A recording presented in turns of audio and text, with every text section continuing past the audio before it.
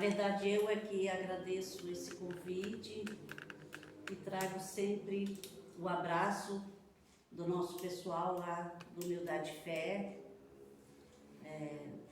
com muito amor e muita esperança, né, nessa nossa nova caminhada, nessa trajetória. E como bem leu a nossa leitura de introdução, o seu Altamiro, a leitura dava-nos um toque, né? Convidava a gente para essa reflexão em relação ao valor que a gente dá para os bens materiais, para a nossa beleza física, que é passageira. E, como ele disse, todos nós temos cada um as suas características e muitas vezes, por algum motivo, a gente não aceite o nosso físico, é porque também por trás de tudo isso existe um descontentamento com a nossa psique, com o nosso eu interior, porque nós ainda não trabalhamos o despertar da nossa consciência, nós ainda não entendemos o que nós verdadeiramente somos e qual o nosso objetivo. Porque o dia que a gente entender verdadeiramente que a gente é filho de Deus, que a gente tem essa origem divina em nós, e como ele mencionou, em que nós procurarmos verdadeiramente acender em nós essa luz divina, a gente não vai ter tanta essa preocupação com o que é efêmero, com o que é passageiro. E sim, nós vamos buscar e dar ênfase para tudo o que é eterno, que verdadeiramente é o que nós somos eternos. A nossa passagem física aqui é apenas uma estadia nesse país, nesse mundo, para uma experiência nesse corpo encarnado, nesse corpo perecível, que a gente sabe que quando nós formos chamados, teremos que aqui deixá-lo.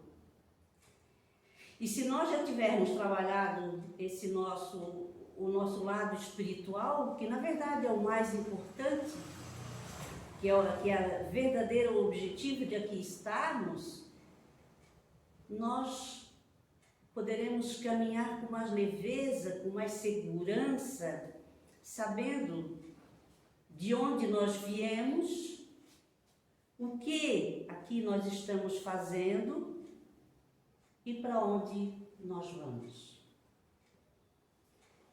E falando agora o tema da reencarnação, nós vamos voltar um pouco mais além,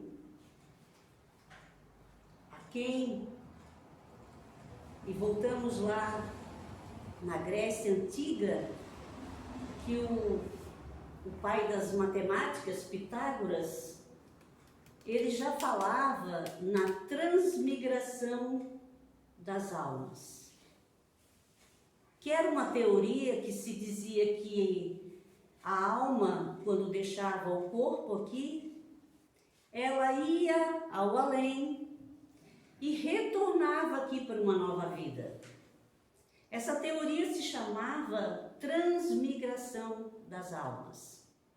Pitágoras, então, que questionava muito as diversidades de caracteres entre os seres, por que uns sofriam tanto, outros tinham uma vida melhor, já nasciam numa situação boa, e muitas pessoas já nasciam com dificuldades.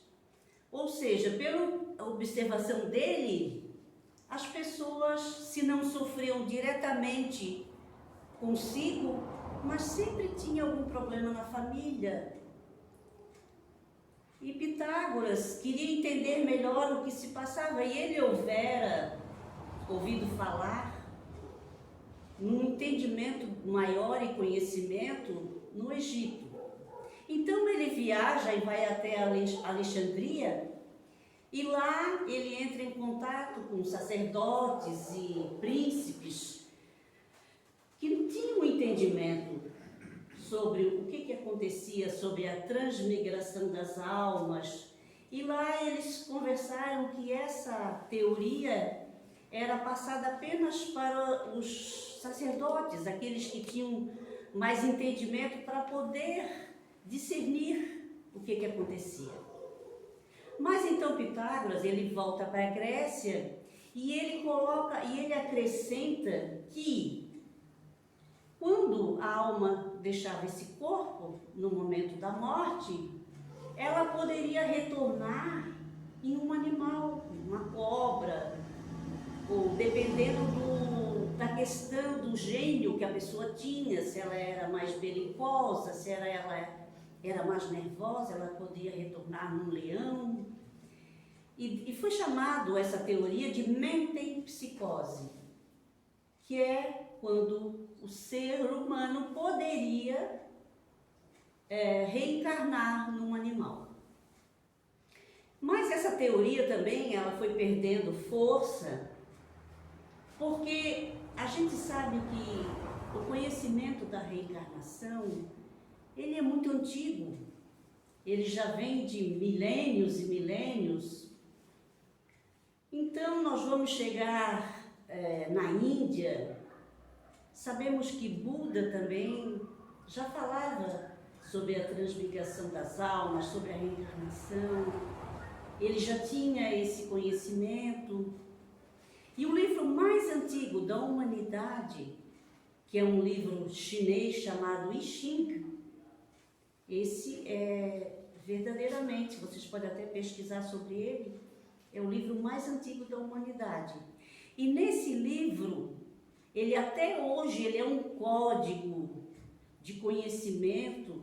Eu achei interessante que eu li sobre ele e ele fala que até o conhecimento da computação, ele tem os trigramas, os hexagramas, e ali naquele livro já se falava da reencarnação, dessa questão da transmigração, para ver como tudo isso é tão antigo. Na antiga Pérsia, já Zoroastro também tinha esse conhecimento e ele era passado. Então, no decorrer de todos esses milênios, na antiga Roma também se comentava, os gauleses acreditavam na reencarnação. Mas nós vamos ter o diálogo mais interessante sobre esse assunto. Há mais de 2000 anos, nós vamos ver essa conversa entre Nicodemos e Jesus. E está no Evangelho segundo o Espiritismo, no capítulo 4. Ninguém poderá ver o reino de Deus se não nascer de novo. Nicodemos era um dos homens mais inteligentes da época. Ele era um doutor da lei. Se for analisar hoje, ele seria um jurista. Era um homem muito entendido. Ele marca um encontro com Jesus à noite, porque ele não queria ser visto, né? Até fora dos muros de Jerusalém, na casa de um amigo em comum do Cristo. E lá ele faz aquela célebre pergunta que eu acho que nós todos também fizemos.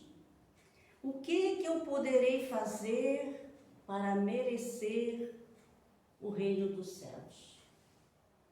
Então Nicodemos se encontra com Jesus e ele faz essa pergunta. E Jesus responde a ele que ele teria que nascer de novo.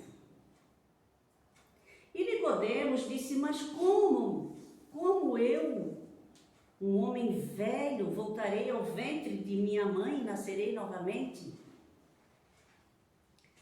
E Jesus fala para ele: se tu que és doutor da lei, que tens entendimento, não consegues entender das coisas desse mundo que eu estou explicando, imagina das coisas do céu, do reino de Deus.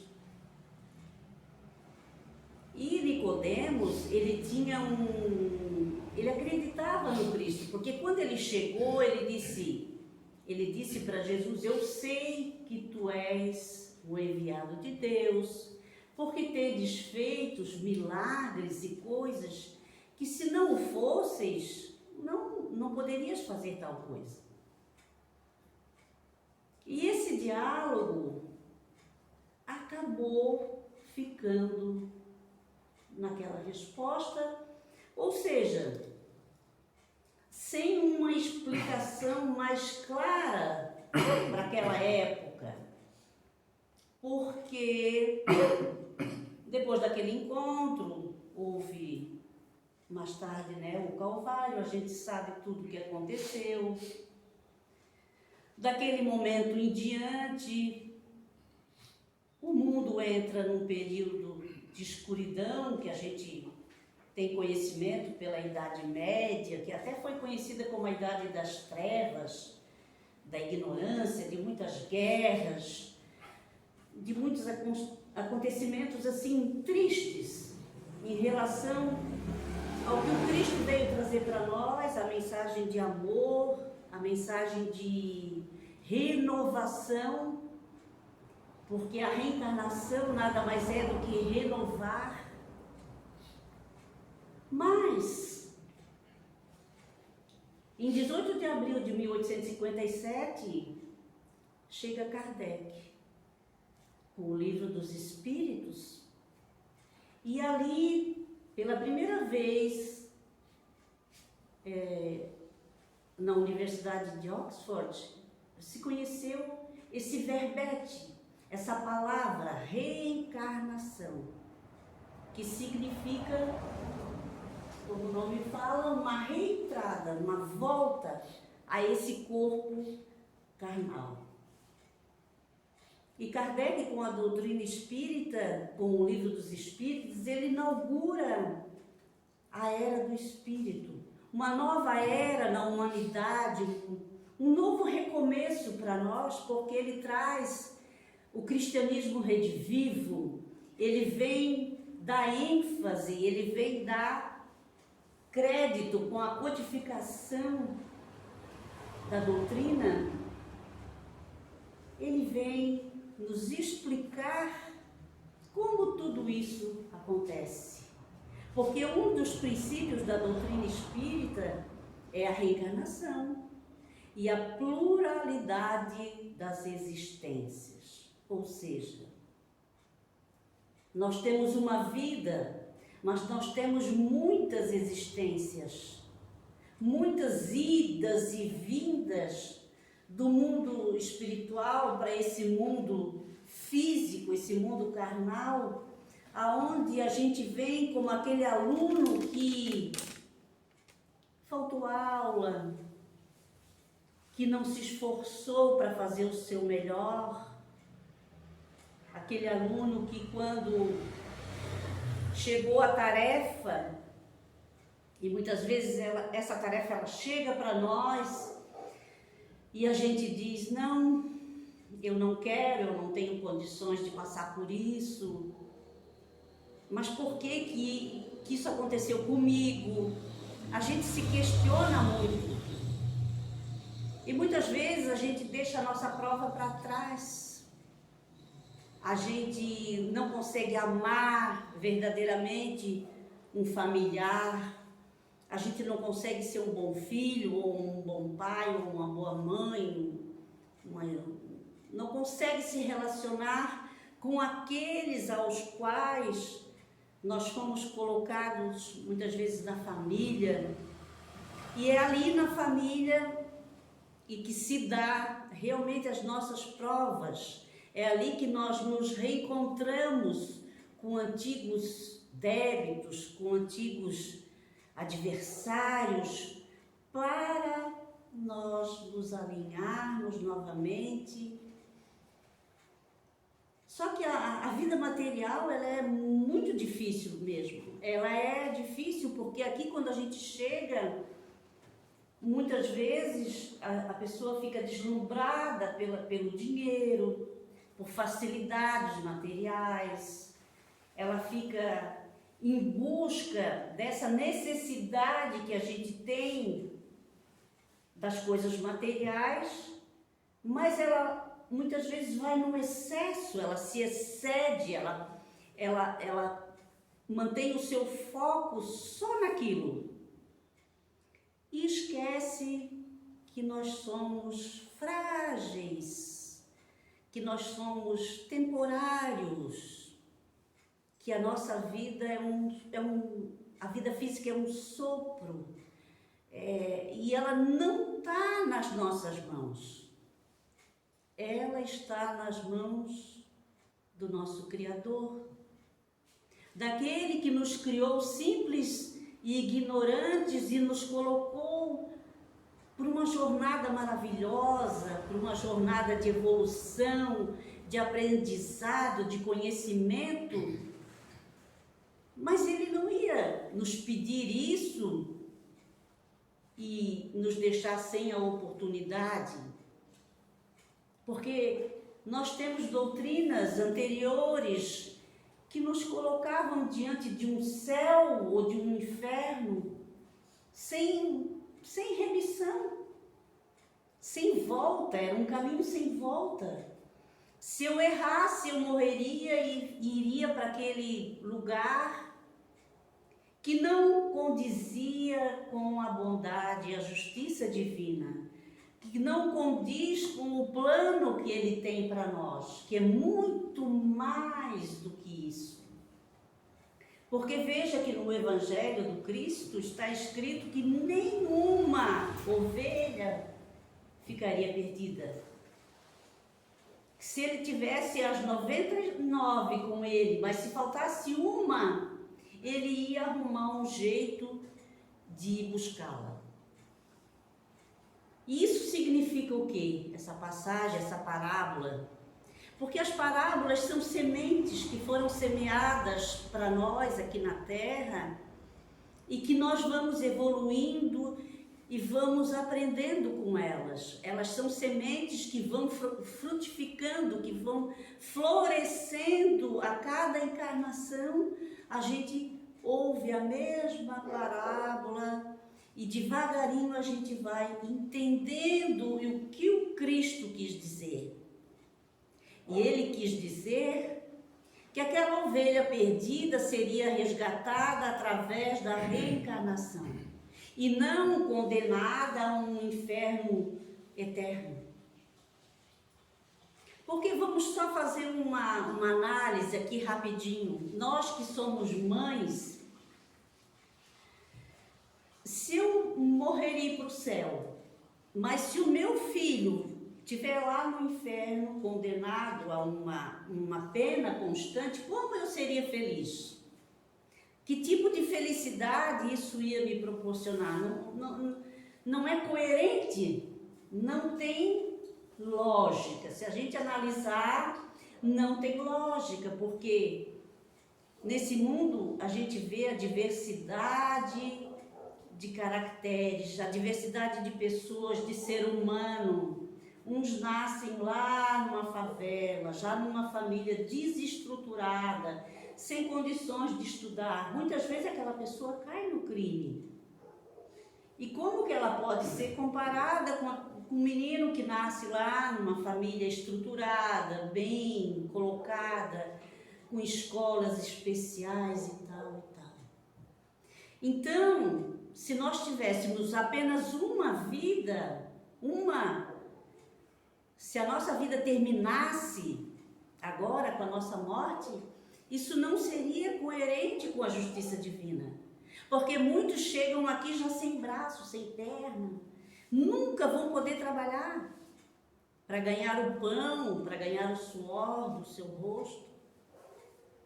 E outros nascem na opulência, na riqueza, já no meio de todas as facilidades que você imagina, além de vir uma beleza extrema, Então, a doutrina da reencarnação e da pluralidade das existências, ela vai nos mostrar, e a doutrina espírita, onde está a justiça divina e que tudo o que nós fizemos nessa vida, nós vamos colher numa vida posterior. Ou seja, existe a lei de causa e efeito. O que eu fizer hoje vai estar esperando por mim ali no meu futuro e é aonde eu vou ter que resgatar aquele meu débito. E se eu não conseguir nessa vida, nessa existência, Deus, na sua grande bondade infinita e a sua misericórdia, porque Ele nos perdoa e derrama sobre nós a misericórdia e ainda esse esquecimento do nosso passado, e Ele nos coloca novamente na escola. Vai lá, meu filho, vai novamente. Eu vou te dar uma chance, você vai ser melhor. É por isso que a gente luta tanto, né? Que a gente trabalha tanto a nossa mente para que a gente consiga se estruturar e ser um pouquinho melhor a cada dia. Porque, na verdade, é para isso que nós estamos aqui. A partir do momento em que nós nascemos com a destinação de servir a Deus. Amar a Deus sobre todas as coisas e ao próximo como a si mesmo. E como eu vou amar a Deus? Como eu vou demonstrar esse amor? É amando o meu próximo. Mas quem é o meu próximo? No momento é o Senhor. São vocês. Se eu sair na rua dirigindo, o meu próximo será alguém que eu possa frear e a outra pessoa vir falar comigo. Naquele momento, aquela pessoa é o meu próximo e a maneira como eu agir com ele, eu vou estar demonstrando quem realmente eu sou. Qual o meu grau evolutivo? Se ele me fechar e alguém xingar e aquela coisa toda que existe, mas se eu conseguir me manter estruturada mentalmente, desejar mentalmente que ele melhore, que ele não fique tão nervoso, eu já vou estar fazendo uma grande coisa, tanto para mim quanto para os que nos rodeiam, porque nós somos energia e a gente emana a nossa evolução, esse nosso caminho de amor através de como a gente lida com o nosso semelhante. Aí muitas vezes a gente escuta alguém dizer, mas será que existe realmente a vida após a morte, né? Aí nós vamos ver as cartas de Chico, que Chico recebia e consolava todas aquelas mães, e esses seus filhos mandavam dizer como eles estavam, pediam para que elas não chorassem. Então a doutrina espírita, ela vai trazendo todo esse conforto, todo esse esclarecimento ao longo do tempo, e de todos esses missionários que Deus nos manda para nos aconselhar, para nos conduzir ao melhor caminho. E na questão de nascer de novo, quando Nicodemos fala que ele não poderia nascer de novo, porque não poderia voltar ao ventre de sua mãe, nós vamos ter todas essas explicações do que o Cristo falou na época, agora, na segunda metade do século XX, o mundo evoluiu muito mais do que em todos os milênios anteriores. A ciência, ela precisava se desenvolver para provar que nós somos feitos 70% de água. O nosso corpo é 70% de água. Então, nós somos gerados dentro de uma bolsa de água, naquele líquido. amniótico. Então a ciência, ela vem comprovar, ela vem trazer essa explicação para a nossa razão, para o nosso entendimento. Com o passar dos anos. Se fosse na época, Nicodemos ia entender completamente como tudo isso acontecia. Por que ele falou de renascer pela água e pelo Espírito. Mas nós, a cada dia, nós temos que buscar esse nosso renascimento espiritual, essa nossa renovação espiritual, pela grande oportunidade que a gente está tendo de estar aqui novamente, de reencontrar os nossos antigos amores ou desafetos, para que a gente possa refazer essa caminhada, agora com mais entendimento, com mais conhecimento, porque é isso que a doutrina espírita nos traz. Ela tira esse véu, ela desvenda esses mistérios que a gente não conseguia entender. E hoje, o conhecimento, ele é acessível a todos nós. Não é como naquela época anterior, em que esses conhecimentos eram apenas para uma elite intelectual, para os eclesiásticos, para o clero, né? Na Idade Média, a Bíblia só estava na igreja, as pessoas não tinham acesso à escrita, às verdades, porque elas foram trazidas para nós gradativamente, desde Moisés, Abraão, os antigos profetas. Todos nós temos sido preparados, a humanidade toda tem sido preparada para chegar aonde nós estamos hoje. E apesar disso, a gente vê muitas vezes e pensa, o que está acontecendo? Porque o nosso mundo muitas vezes, ele parece um caos.